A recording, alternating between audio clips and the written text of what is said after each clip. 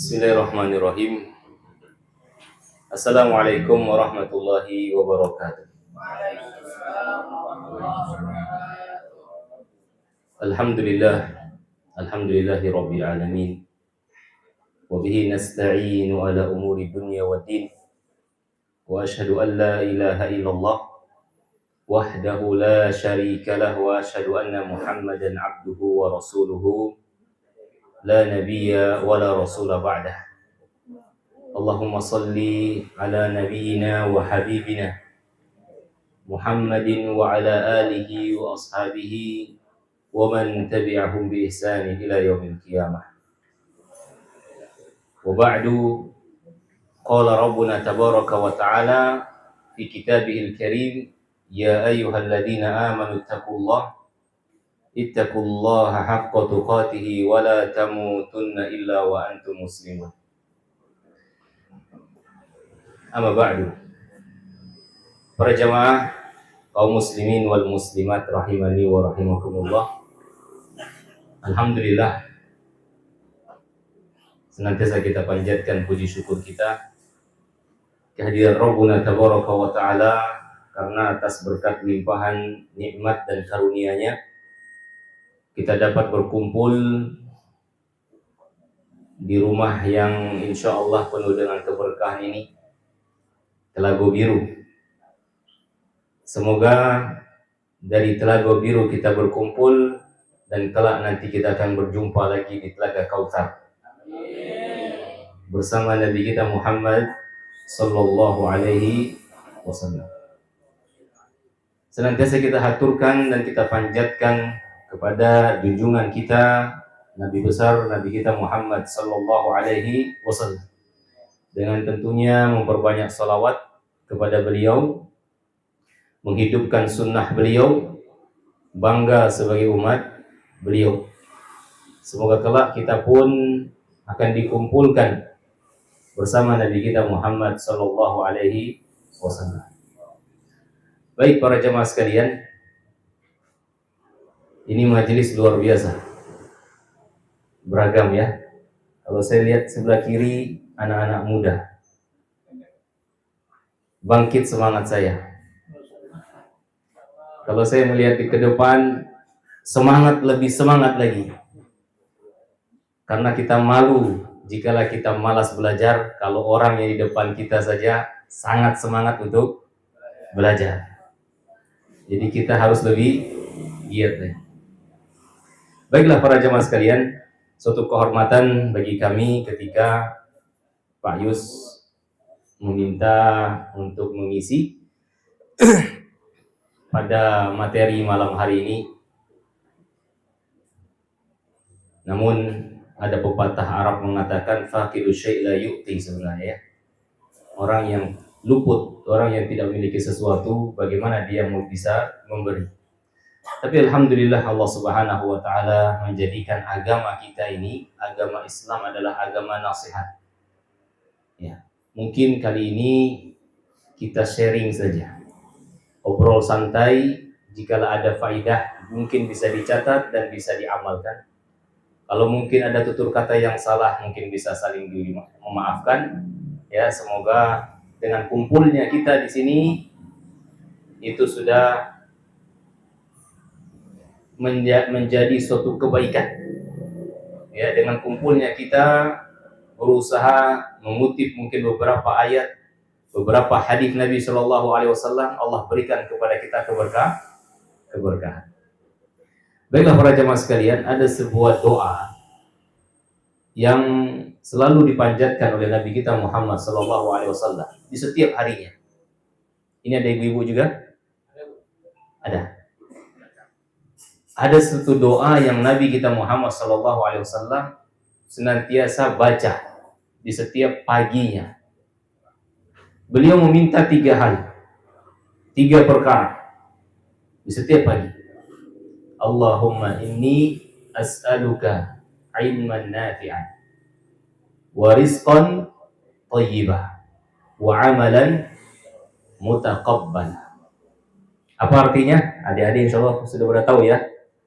Allahumma inni as'aluka ilman nafi'ah. Ya Allah, aku meminta kepadamu ilmu yang bermanfaat. Wa rizqan thayyibah, rizki yang baik. Wa amalan mutaqabbalan, dan amalan yang diterima. Suatu doa yang harus kita perhatikan, kita pelajari dengan seksama. Kenapa Nabi SAW, junjungan kita, suri toladan kita, meminta kepada Allah Subhanahu wa taala di setiap paginya yang dia merupakan permulaan hari sebelum beliau beraktivitas, meminta 3 hal ini. Yang pertama kali beliau minta adalah ilmu. Karena ilmu ini sesuatu yang sangat mendasar, Bapak Ibu sekalian. Ya, sangat mendasar. Dengan ilmulah kita dapat mengetahui kalau dalam agama mana yang hak, mana yang batil. Dalam usaha pun kalau orang memiliki ilmu, sukses dia, tahu kuncinya. Mau apapun usahanya, dagang kah, atau bisnis kah, atau usaha dan yang lainnya. Dan dia punya ilmunya, insya Allah dia meraih targetnya ataupun tujuannya. Kuncinya adalah ilmu. Ya, kuncinya adalah ilmu. Oleh karenanya Nabi kita Muhammad SAW, beliau meminta kepada Allah ilmu yang pertama. Ya. Dan ilmu di sini yang beliau minta adalah ilman nafi'an, ilmu yang bermanfaat. Ketika Nabi SAW meminta ilmu, maka tentunya yang dimaksud adalah ilmu din, ilmu agama. Sebelum ilmu-ilmu yang lainnya. Dan kita pun akan lebih memprioritaskan membicarakan tentang ilmu din terlebih dahulu. Di mana Allah Subhanahu wa taala menjadikan agama Islam ini adalah agama din, adalah agama ilmu. Ya, adalah agama ilmu. Di mana seorang tidak bisa sembarangan berbicara tentang Islam. Semuanya ada dalilnya, semua ada dasarnya. Ya. Dan Rabbuna Tabaraka wa Ta'ala memerintahkan kita untuk belajar. Sebagaimana Rabbuna Tabaraka wa Ta'ala berfirman, fa'lam annahu la ilaha illallah wastaghfir li dzambik. Ilmui olehmu, ketahuilah, ilmui annahu la ilaha illallah, bahwasanya tidak ada ilah yang berhak disembah kecuali hanya Allah. Wastaghfir li dzambik, dan beristighfarlah, ibadahlah. Tapi pertama kali Allah Subhanahu wa taala memulai fa'lam, ilmui terlebih dahulu. Sehingga Imam Al-Bukhari beliau mengatakan di dalam babnya, di dalam kitabnya Sahihul Bukhari, ya, bab al-ilmu qabla al-qaul wal amal. Hendaklah seorang itu memulai, ya, dengan ilmu terlebih dahulu sebelum berkata, sebelum berbuat ataupun beramal. Ya, ilmui terlebih dahulu. Dan beliau berdalil dengan firman Allah yang telah kita bacakan tadi. Fa'lam, ilmui. Dan Nabi SAW beliau mengatakan, talabul ilmi fariidatun ala kulli muslim. Menuntut ilmu adalah suatu kewajiban bagi setiap muslim.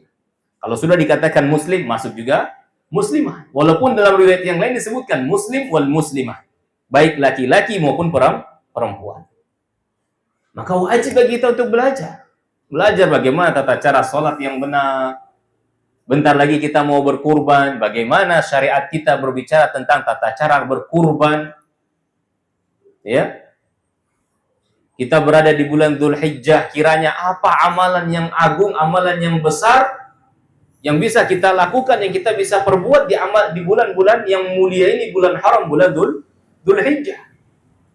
Ilmui, ya, pelajari. Selain Allah Subhanahu wa taala, Rasulnya memerintahkan untuk kita belajar, Allah dan Rasulnya pula mempersiapkan bagi mereka yang mau belajar ilmu agama keutamaan-keutamaan yang sangat besar. Ya, keutamaan-keutamaan yang sangat besar. Yang pertama, Allah Subhanahu wa taala menyandingkan orang-orang yang mau belajar, orang-orang yang berilmu dengan namanya dalam suatu persaksian.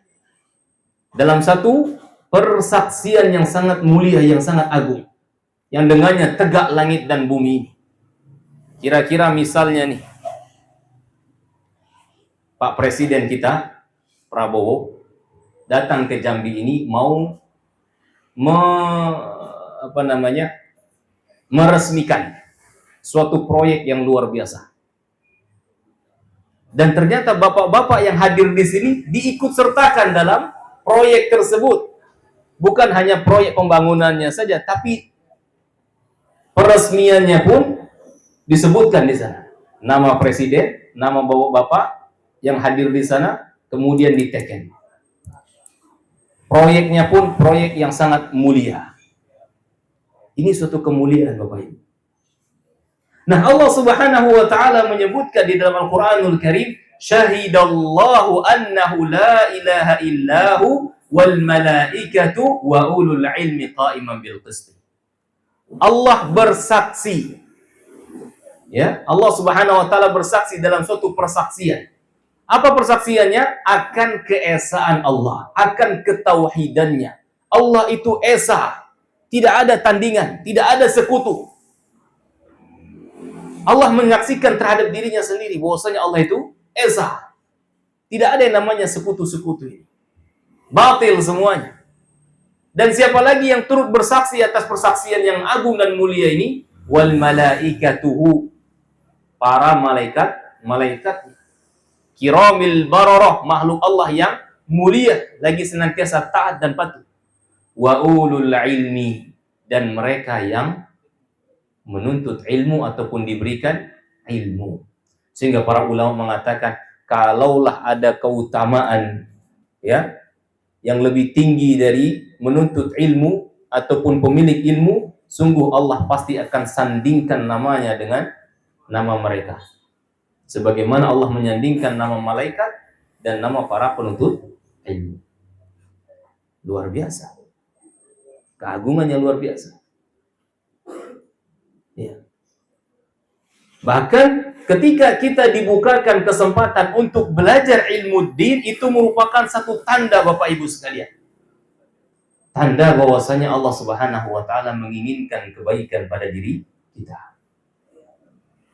Tanda bahwasanya Allah Subhanahu wa taala menginginkan keberkahan dan kebaikan pada diri kita. Sebagaimana dalam hadis Nabi sallallahu alaihi wasallam mengatakan, "Man yuridillahu bi khairan yufaqihu fid din." Barang siapa yang diinginkan kebaikan oleh Allah Subhanahu wa taala, ya, barang siapa yang Allah inginkan kebaikan pada diri hambanya itu, Allah akan faqihkan dia dalam urusan agama. Faham dia tentang urusan agama. Dan tentunya manusia dia tidak akan bisa langsung faqih begitu kan?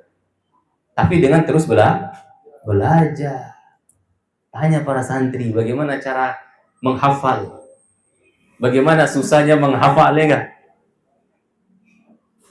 Mungkin harus bergadang, bangun lebih awal, mengulang-ulang sampai pegel lidahnya. Ya. Begitu pula ketika kita hendak menghadiri suatu kajian, mungkin ada saja yang harus kita usahakan. Perjalanan dari rumah menuju sini. Tapi ketahuilah para jamaah sekalian, tidak ada yang disia-siakan oleh Allah Subhanahu wa taala ketika niat kita itu adalah suatu kebaikan. Apalagi dalam rangka menuntut ilmu. Man salaka tariqan yaltamisu fihi ilman sahalallahu lahu bihi tariqan ilal jannah. Barang siapa yang menempuh suatu jalan, berusaha dia dalam rangka mencari ilmu, Allah akan mudahkan jalan dia menuju surga. Luar biasa. Kita tahu bahwasanya tidak mudah dalam belajar. Tidak mudah menghafal Al-Qur'an. Menghafal lagu gampang, sekali dengar saja lengket dia. Tapi coba menghafal Quran. Ya? Apalagi bapak-bapak yang depan saya ini ya. Di luar kepala hafalannya. Benar-benar di luar tapi gak ada yang nyantol itu. Ya, di luar kepala. Tapi semua jerih payah itu, semua usaha itu akan dibalas oleh Allah Subhanahu wa taala. Dia merupakan jalan menuju surga kita. Lihat bagaimana Islam mengangkat orang-orang yang berilmu. Yarfa'illahu alladhina amanu minkum walladhina utul ilma darajat. Allah akan angkat derajat orang yang berilmu. Ibu anak-anak juga. Belajar yang lihat. Jangankan manusia, Pak. Hewan saja kalau dia memiliki ilmu, bernilai enggak harganya? Saya satu punya burung misalnya. Burung ini terlatih dia. Dipanggil datang. Saya suruh berkicau, berkicau dia. Suruh diam, diam dia. Yang satu lagi burung biasa. Ya, tentu yang terlatih ini harganya lebih mahal. Ya. Kucing yang terlatih dengan kucing biasa. Tentu kucing yang berilmu harganya lebih mahal. Helder, apa helder itu ya? Guguk ya. Guguk. Itu yang untuk mencari apa? Maling-maling itu anjing apa? Anjing pelacak itu ya. Itu kan dilatih itu. Berapa harganya itu? Luar biasa. Jutaan. Kenapa bisa mulia, bisa tinggi ini? Karena ilmunya. Bahkan dalam syariat pun ketika anjing buruan muallam yang diajarkan menangkap buruan, maka buruannya halal. Tapi kalau anjing tersebut tidak diajarkan, tidak dididik, dia menangkap buruan, nggak halal Bapak. Lihat bagaimana syariat. Ya. Memuliakan ilmu. Apalagi manusia. Ya, maka kita belajar. Dan kita di sini sama-sama belajar. Dan Nabi kita Muhammad SAW meminta kepada Allah Subhanahu Wa Taala agar diberikan ilmu nafi', ilmu yang bermanfaat. Kapan sih ilmu itu bisa menjadi manfaat ataupun bermanfaat? Tentunya ketika kita amalkan. Ya, ketika kita amalkan ilmu tersebut. Ilmu yang membuahkan takut kepada Allah. Ilmu yang semakin mendekatkan diri kita kepada Rabb kita Tabaraka wa Ta'ala. Itulah ilmu yang bermanfaat. Tapi kalau ilmu tersebut justru membuat kita angkuh, sombong, merendahkan orang lain, tak ubah kita sama seperti iblis. Sombong, angkuh dia. Iblis juga memiliki ilmu dia. Ya, Qarun pun memiliki ilmu, bima utitu minal ilmi, kata dia. Saya punya kekayaan ini karena ilmu saya, karena kepandaian saya. Tapi ketika dia angkuh, sombong, justru ilmu tersebut menjadi hujat yang menghujat dia nanti. Makanya Nabi kita Muhammad SAW mengajarkan kepada kita, mintalah ilmu yang bermanfaat. Kita belajar di sini, kita sama-sama, enggak di sini saja ya, di majelis yang lainnya. Yang kita pelajari itu bagaimana kita semakin semangat dalam beribadah. Semakin dekat kita kepada Allah. Semakin kita menjauh dari hal-hal yang dibenci oleh Allah SWT. Itu ilmu yang bermanfaat. Tapi kalau ilmu hanya sekedar hanya untuk petantang-petenteng, bangga-banggaan, kemudian merendahkan orang lain, kita berlindung kepada Allah Subhanahu wa Ta'ala dari ilmu yang seperti ini. Maka ikutilah Nabi kita Muhammad SAW di mana beliau meminta kepada Allah ilman nafi'an, ilmu yang bermanfaat. Kemudian yang kedua Nabi minta apa?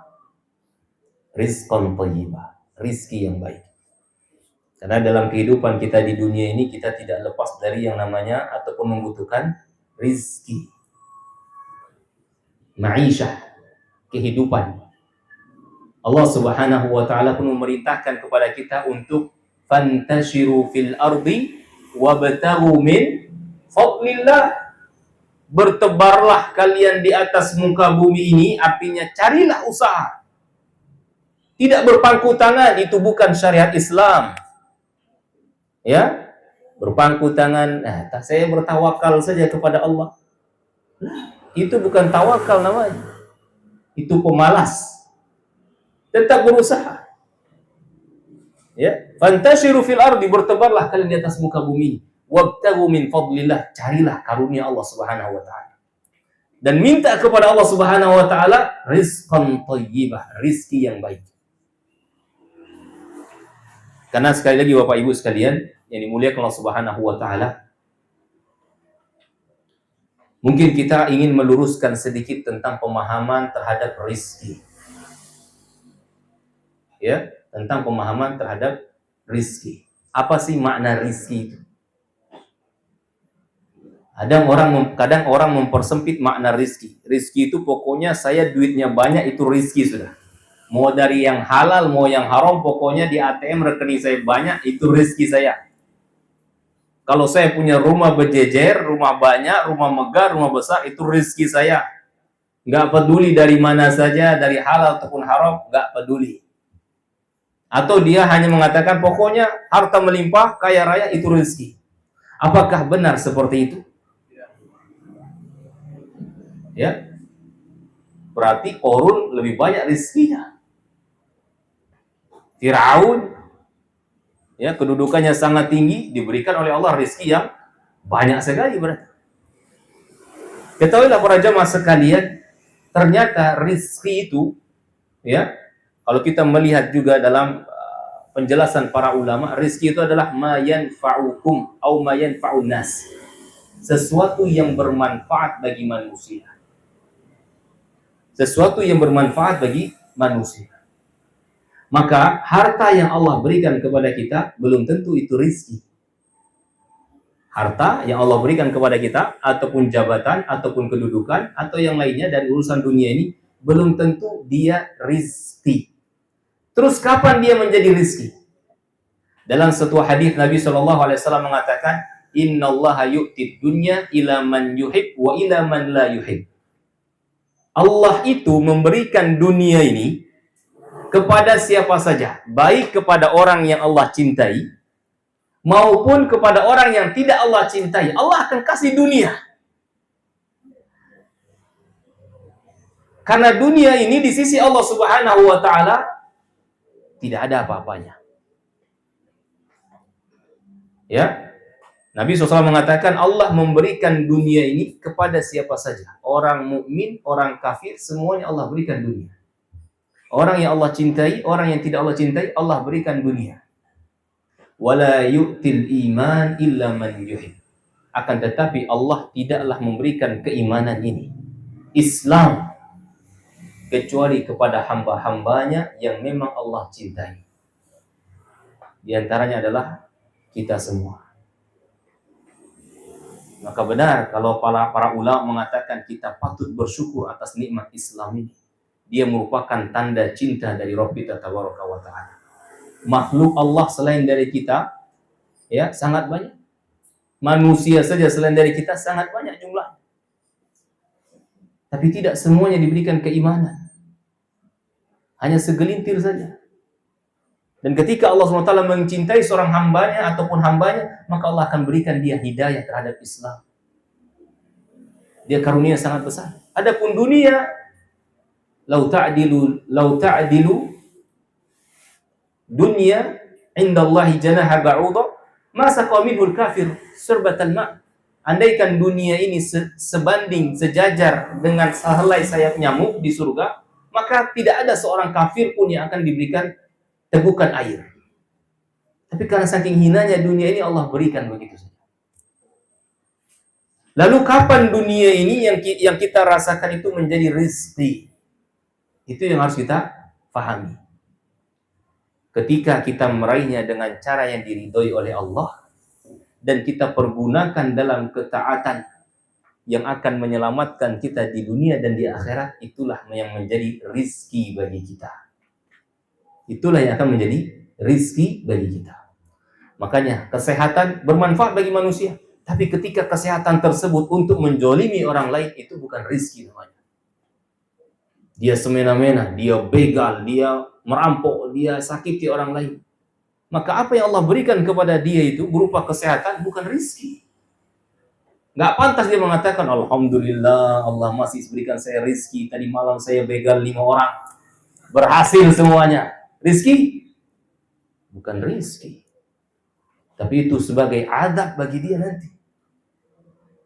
Ya, begitu pula harta yang kita raih, yang kita dapatkan dari cara yang haram misalnya. Alhamdulillah tembus misalnya. Ya, sogok sana, sogok sini, curang sana, curang sini. Berhasil masuk ke rekening. Itu bukan rizki Bapak Ibu sekalian. Itu bukan rizki. Itu bukan nikmat, tapi niqmah. azab yang kelak akan menyiksa kita pada hari kiamat. Sebelum disiksa, dihisab dulu sama Allah. Terkait dengan harta kan ditanya berapa? 2 ya. Min aina tasaba wa ila aina anfaqa. Dari mana dia dapatkan dan kemana dia gunakan. Dia infakkan. Berat hisabnya. Padahal kita itu, Masya Allah, kehidupan dunia ini, ya, Alhamdulillah Allah berikan kecukupan. Dan kehidupan dunia ini terbatas, Pak. Kita makan hanya 1 piring, anggaplah 2 piring maksimal. Kalau santri biasanya mungkin bisa 3 piring ya. Lebih nggak bisa. Mau seenak apapun, masakan di Telaga Biru, kalau sudah 3 piring, dipaksa santri keluar lagi, Pak. Dibatasi hidup dunia ini, Pak. Lalu apa yang tidak terbatas? Nafsu saja yang nggak terbatas. Iya, nafsu itu nggak terbatas. Tapi kemampuan kita dibatasi semua. Agi pernah mengatakan nikmat dunia itu tidak panjang, tidak lebih dari 1 helai. 1 panjang jari. Lidah kita. Lewat dari lidah, nggak ada rasa lagi. Kamu mau makan yang mahal, kayak yang jutaan, mau yang berapa, lewat dari lidah selesai sudah, nggak ada rasa lagi. Ya, dan benar, kehidupan kita di dunia ini terbatas, nikmatnya terbatas sudah. Lalu kapan kita bisa menikmatinya, menikmati yang sebenar-benar menikmati? Nanti di surga. Di surga itu orang makan ada kenyang nggak? Nggak ada kenyang, nggak ada kenyangnya, menikmati saja dia. Sebanyak apa dia makan, dia tidak akan kenyang-kenyang. Menikmati saja. Dan tidak ada yang namanya BAB ataupun buang kotoran, tidak ada. Ya, nggak ada. Luar biasa. Jadi ini makna rizki thayyib. Yang Nabi SAW meminta kepada Allah Subhanahu Wa Taala, ya Allah berikan kepada hamba rizki yang baik, rizki yang baik. Adapun harta yang haram yang kita makan ataupun yang kita suapkan kepada anak istri kita, maka Nabi SAW mengatakan, lahmun nabata min haram fannaru aula biha. Daging yang tumbuh dari harta yang haram, nerakalah yang pantas baginya. Ya. Kemudian yang terakhir, sebenarnya panjang nih masalah rizki. Ya, karena Allah Subhanahu Wa Taala pun telah menetapkan rizki kita. Setiap anak manusia yang hidup itu sudah ditetapkan rizkinya. Ya, tentu para santri telah menghafal hadis arba'in tentang ruh tentang janin yang ada di dalam rahim seorang ibu. Ketika dia berumur 4 bulan, ya, dikat bi rizqihi wa ajali, dicatat di situ rizkinya. Jadi kita ini sudah membawa rizkinya, sudah ditetapkan rizkinya. Jibril berkata kepada Nabi Shallallahu Alaihi Wasallam, ya, wahai Muhammad, tidak ada seorang manusia yang meninggal ataupun mati kecuali telah Allah sampaikan kepadanya rizkinya. Allah telah tunaikan, tidak ada yang dikurangi, tidak ada yang ditambah. Berarti jatahnya memang segitu. Luar biasa ilmu Allah Subhanahu Wa Taala. Kemudian yang ketiga yang Nabi Shallallahu Alaihi Wasallam minta, wa amalan mutaqabbala, amalan yang diterima. Tentu setiap kita beramal ingin agar diterima oleh Allah Subhanahu Wa Taala. Apabila kita ingin amalan kita itu diterima, maka penuhi 2 syarat kata ulama. Ikhlaskah ibadah kita tersebut karena Allah Subhanahu Wa Taala, dan sesuai enggak dengan tuntunan Nabi kita Muhammad sallallahu alaihi wasallam. Ikhlas meniatkan ganjaran di sisi Allah Subhanahu Wa Taala, mengharapkan surganya, itu juga termasuk ikhlas kata para ulama. Mengharapkan surga Allah termasuk keikhlasan. Ketika kita beramal karena takut akan siksa Allah, neraka Allah, itu juga termasuk keikhlasan. Ya, termasuk keikhlasan. Karena Nabi SAW yang memerintahkan kita dalam beramal untuk mengharapkan surga Allah. Nabi SAW mengajarkan kita suatu doa. Barang siapa yang meminta, apabila kalian meminta surga, maka mintalah Firdaus. Karena itu surga yang paling tinggi. Nabi SAW mengatakan barang siapa yang berlindung kepada Allah dari neraka sebanyak 3 kali, maka wajabat, Allah akan ijabahkan. Allah akan lindungi dia dari neraka. Ya, kita bersedekah. Nabi SAW mengatakan, wattaqin nar walau bisyikki tamrah.